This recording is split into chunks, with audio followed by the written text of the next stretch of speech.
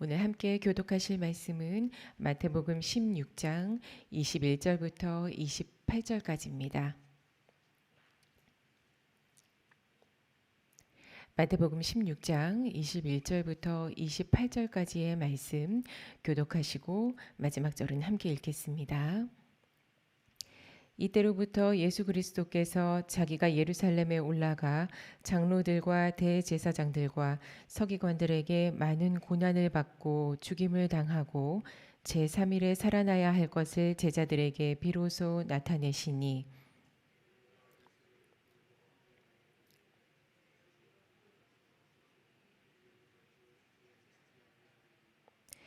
예수께서 돌이키시며 베드로에게 이르시되 사탄아 내 뒤로 물러가라 너는 나를 넘어지게 하는 자로다 내가 하나님의 일을 생각하지 아니하고 도리어 사람의 일을 생각하도다 하시고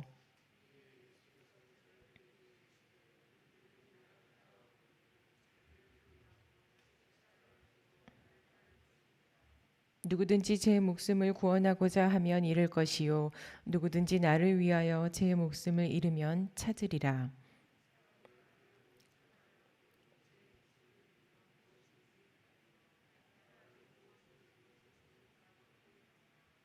인자가 아버지의 영광으로 그 천사들과 함께 오리니 그때에 각 사람이 행한 대로 갚으리라. 함께 읽습니다. 진실로 너희에게 이르노니 여기 서 있는 사람 중에 죽기 전에 인자가 그 왕권을 가지고 오는 것을 볼 자들도 있느니라. 아멘. 예수를 따르는 길이라는 제목으로 말씀을 함께 보겠습니다. 오늘 본문은 예수님을 따르는 길에 대해서 아주 분명하고 섬세한 가르침을 주시는 말씀입니다. 이런 이야기들을 가끔 듣습니다. 집안의 어려움이 지속되는 경우나 혹은 반드시 감당해야 하는 어떤 특별한 고난이 있는 상황에 대해서 하나님께서 나에게 주신 십자가다. 이거는 내가 평생 지고 가야 하는 십자가다라고 표현하시는 경우를 종종 봅니다. 오늘 본문에 나온 자기를 부인하고 또 자기 십자가를 지고 가는 길이라는 말씀을 적용해서 하시는 이야기들로 이해합니다. 고통받는 것을 운명, 숙명이라고 조용히 받아들이고 고통을 감내한다는 의미로 오늘 본문을 많이 사용하시는데 실상은 그 의미가 좀 다릅니다. 이 본문의 의미를 정확하게 이해하고 있는 경우가 많이 드문 거는 사실입니다. 근데 바라기는 저와 여러분이 이 본문을 통해서 난용되고 있는 여러 오해들을 걷어내고 오늘 말씀이 말하고 있는 참 의미를 바르게 이해하는 이 시간이 되기를 기대합니다. 오늘 본문의 시작은 이때로부터라는 말씀과 함께 시작합니다. 말씀대로 지금부터는 앞으로 예수님께서 받으실 순환과 부활에 대해서 오픈하신 겁니다. 공개하신 겁니다. 오늘 본문이 그 첫 번째 예고에 해당됩니다. 십자가 죽음과 부활을 공개하시면서 지금부터는 하나님 나라의 비밀과도 같은 말씀들을 선포하십니다. 오늘은 예수를 따르는 자로 살기 원하는 사람이라면 누구든지 첫째 자기를 부인하고 둘째 자기 십자가를 지고 따라오라는 말씀을 하십니다.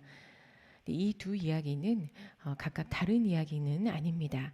이 두 가지가 하나로 연결돼 있고 적어도 내가 예수를 믿는 사람이다, 예수를 따르는 제자다라고 고백할 수 있는 사람이라면 이 두 가지 말씀만큼은 어떤 일이 있어도 확실하게 이해하고 믿는 믿음이 있어야 합니다.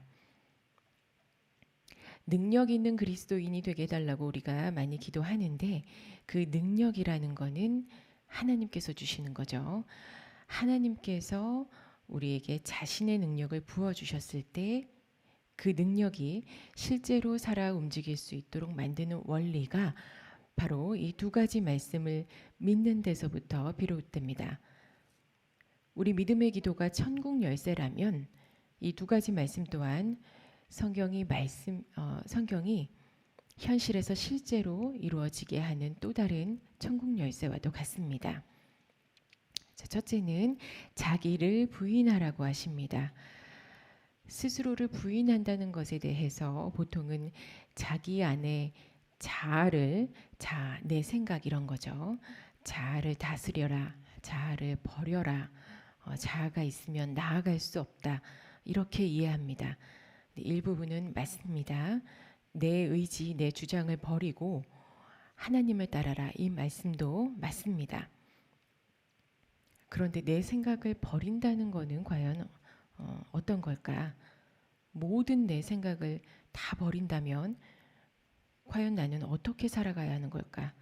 내 의지를 만약에 버린다면 하나님의 선을 선택하는 그 자유의지만으로 나는 매일의 영적 전쟁을 과연 치를 수 있는 것일까? 그렇게 한다면 바로 앞구절의 베드로의 말처럼 사람의 일과 하나님의 일을 잘 분별해낼 수는 있는 걸까? 그리고 나서 하나님을 따라야 한다면 그 따른다는 거는 도대체 구체적으로 어떻게 하는 게 따르는 걸까? 이제 이런 질문들이 나오게 됩니다. 자기를 부인하라는 말씀은 궁극적으로 하나님의 말씀 앞에 섰을 때 첫째는 말씀이 이루어지게 하기 위해서 더 애쓰고 더 빌면서 노력하고 더 수고하려는 그 자신의 마음을 버리라는 겁니다. 말씀이 내 삶에 이루어지게 하는 방법이 내 노력에 달려 있다고 생각하는 게 바로 자아입니다. 무언가를 놓고 작정해서 기도하면서 매달리는 거, 이거야말로 자아가 그 꿈과 욕망을 이루기 위해서 하나님이라는 신적 존재를 이용하는 것과 다를 바가 없습니다.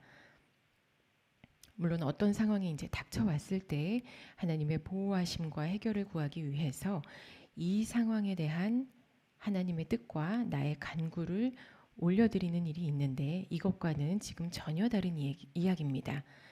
내 요구를 하나님께 얻어내기 위해서 그러기 위해서 내가 하는 노력, 즉 자아를 버리라는 말씀입니다.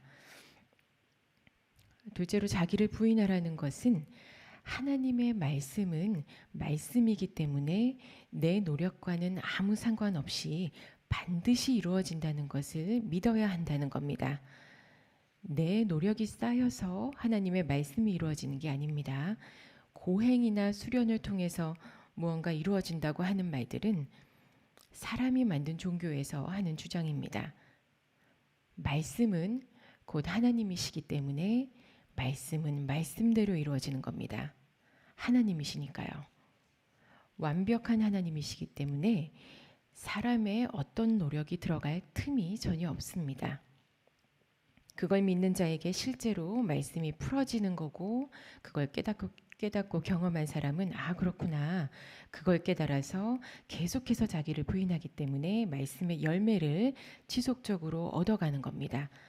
있는 자는 더하겠고 없는 자는 그 있는 것도 빼앗기리라 라는 말씀이 이 뜻입니다. 그래서 자기를 부인하는 성도들은 기도할 때 하나님이 지금 오늘 또 앞으로 나에게 원하시고 준비하시는 계획이 무엇인지를 계속해서 물어봅니다.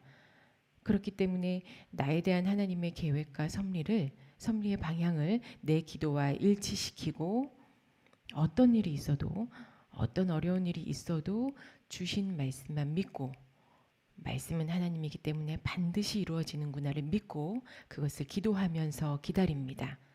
그래서 실제로 그 응답의 열매를 가져갑니다. 이미 말씀이 이루어질 것을 알고 믿고 기다렸기 때문에 그 열매도 성경대로 공식대로 가져가는 겁니다. 이게 자기를 부인하고 말씀이 말씀대로 이루어진다는 것을 믿는 성도의 인생입니다. 이르시되 내가 반드시 너에게 복주고 복주며 너를 번성하게 하고 번성하게 하리라 하셨더니 그가 이같이 오래 참아 약속을 받았느니라. 히브리서 6장 14절 15절. 지금까지는 너희가 내 이름으로 아무것도 구하지 아니하였으나 구하라. 그리하면 받으리니 너희 기쁨이 충만하리라. 요한복음 16장 24절. 그동안 이런 말씀들을 그저 좋은 말씀으로 혹시 간직하기만 하셨나요? 말씀은 말씀대로 이루어진다는 것을 반드시 믿으시길 바랍니다. 이게 하나님께서 원하시는 큰 믿음입니다. 그 믿음 안에서 말씀 따라 기도하시면 말씀이 반드시 이루어집니다. 하나님은 말씀대로 기도하는 성도들을 찾으십니다. 지금 모이신 성도분들이 하나님이 찾으시는 그 사람이 되기를 소원합니다. 두 번째로 보실 말씀은 자기 십자가를 져야 한다는 겁니다. 그 많이 알려진 어떤 분이 몸이 아픈 가족을 돌보면서 지금 이 상황이 제 십자가라고 생각하고 잘 지고 가려고 합니다 라고 말씀하시는 걸 들은 적이 있습니다. 그분의 삶이 얼마나 힘들고 고단할지 당사자가 아니기 때문에 제가 다 헤아릴 수 없어서 그렇게 표현하는 부분도 한편으로는 또 이해할 수는 있습니다. 누가복음에는 동일한 구절에 날마다 자기 십자가를 지고라고 표현하고 있습니다. 지금 예수님께서는 십자가 죽음과 부활에 대해서 공개하시면서 제자들과 예수를 따르는 모든 사람들에게 이 십자가 의미를 강조하기 시작하십니다. 십자가는 고난과 죽음을 상징합니다. 십자가를 지고 가는 길은 죽으러 가는 길입니다. 십자가를 지고 가는 길 끝에는 죽음이 있습니다. 저와 여러분이 매일 십자가를 지고 결국 끝에 가서 죽어야 한다는 겁니다. 도대체 뭐가 매일같이 죽는다는 걸까요? 죄로부터 매일 죽어야 한다라고 답을 하시는 분들도 계십니다. 결론부터 말씀드리면 죄로부터는 내가 죽어야 하는 게 아닙니다. 죄로부터는 돌이켜야 하는 거고 우리는 죄를 멀리해야 하는 겁니다. 죄를 끊어내는 건 반드시 성령의 도우심이 있어야만 하죠. 왜냐하면 우리는 육신을 가진 사람이기 때문에 죄와 마주하면서 계속해서 이겨낼 재간은 없습니다. 죄를 이기는 힘은 하나님으로부터 비롯되는 영역이고 우리는 매일같이 죄를 멀리하고 습관적인 죄에서 돌이켜야 되는 겁니다. 그러면 과연 우리는 우리의 어떤 것이 매일같이 십자가 길 끝에 있는 죽음으로 가야 한다는 걸까요?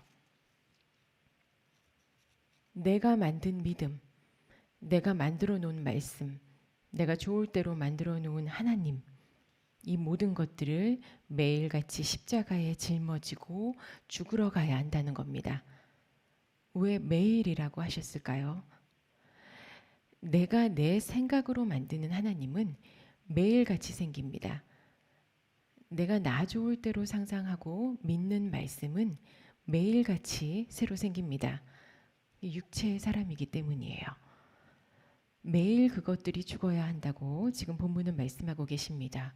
왜요? 십자가에서 죽어야 다시 살아나니까요. 부활을 하려면 십자가에서 예수님과 함께 죽어야 합니다. 그래야 내 안에 내가 만들어 놓은 잘못된 믿음, 말씀들이 다 죽고 부활하신 예수님과 함께 자기 부인의 그 믿음이 드디어 내 안에 들어오는 겁니다. 적용으로 예배에 대해서 말씀드리면 예배는 우리가 하나님께 두 손 들고 항복하는 게 예배입니다. 하나님을 높여드리고 경배하는 건 예배의 목적이 되고 예배의 결과는 완전한 항복, 즉 죽는 겁니다.